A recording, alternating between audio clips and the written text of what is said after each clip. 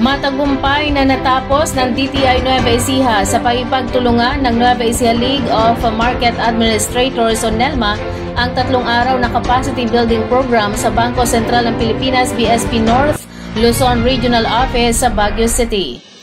Ang produktibong workshop ay nakatuon sa mga programa at serbisyo ng BSP na inihatid ng BSP Bank Officer 4 Cherry Rene Pongco at Senior Bank Specialist Nesalin Amarsan. Ang pagpagtulungang ito ay naglalayong pahusayin ang kapasidad sa pagpapatakbo ng mga pampublikong pamilihan sa buong Nueva Ecija na sa huli ay makikinabang ang mga mamimili sa pamagitan ng pinabuting kahusayan at serbisyo sa merkado. Kasama sa pagsasanay ng mga miyembro ng NELMA ang kaalaman at kasanayan upang magamit ang mga programa ng BSP para sa mas epektibong pamamahala sa merkado at positibong epekto sa lokal na ekonomiya. Ang pagtutulungan ng DTI Nueva Ecija, BSP at NELMA ay binigyang diin ang pangako sa pagpapalakas ng sistema ng pampublikong pamilihan ng lalawigan at pagtiyak ng mas magandang karanasan para sa mga mamimili.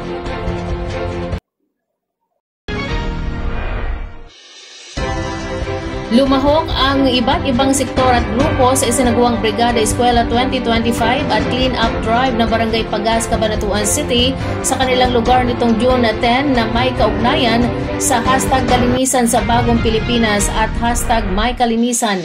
Ito ay programa ng national at local government. Nagsama-sama ang may 70 mga kalahok na kinabibilangan ng DILG Nueva Ecija, CENRO o Cabanatuan City Environment and Natural Resources Office, City Government of Cabanatuan at Pagas Barangay Officials na silang gumampan upang maging matagumpay ito. Sa panig ng barangay, pinangunahan ni ABC at Pagas Chairman Christopher Lee, mga kagawad, workers, tanod, 4Ps beneficiaries at iba pang grupo ang nasabing aktibidad na umabot sa 40 personalidad. Naging sentro ng nasabing Brigada Eskwela at Clean Up Drive ang kahabaan ng Purok Rosas na may 1,500 square meter. Umabot naman sa 60 sako ang nakolektang basura sa lugar na may katumbas na 150 kilos na bigat o dami nito.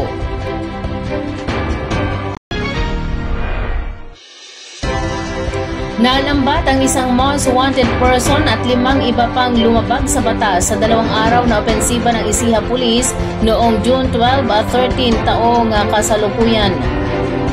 Sa report ng Nueva Ecija Police Provincial Office o NEPO, dakong 1:00 ng hapon na magsagawa ng Manhunt Charlie Operation ang mga elemento ng Quezon Municipal Police Station sa Barangay San Andres 2, Quezon, Nueva Ecija. Ang nasabing operasyon ay nagresulta sa pagkakaresto sa isang 27 anyos na lalaki na residente ng nasabing barangay. Mayroon siyang outstanding warrant of arrest for statutory rape na walang inirekomendang piyansa at nakalista bilang most wanted person ng Quezon, Nueva Ecija.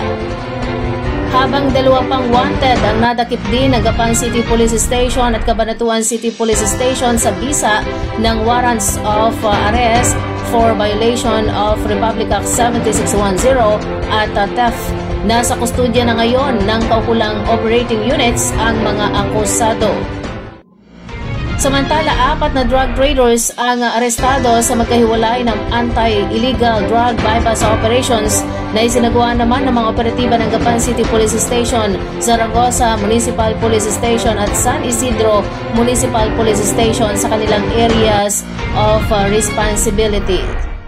Nasamsam sa mga operasyon ang humigit kumulang 3.5 gramo ng shabu na may tinatayang halaga na 23,800 pesos.